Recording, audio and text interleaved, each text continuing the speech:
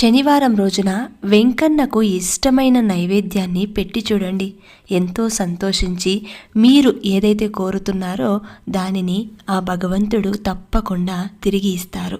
మరి వెంకన్నకు ఇష్టమైన నైవేద్యం ఏంటంటే, ఆయనకు చాలా రకాల నైవేద్యాలు పెడుతూ ఉంటారు భక్తులు. కానీ ఆయనకు ఎక్కువగా చక్కెర పొంగలి, పులిహోర, దద్దోజనం, మిరియాల పొంగలి, చిన్న లడ్డూలు భక్తులు ఎక్కువగా సమర్పిస్తూ ఉంటారు.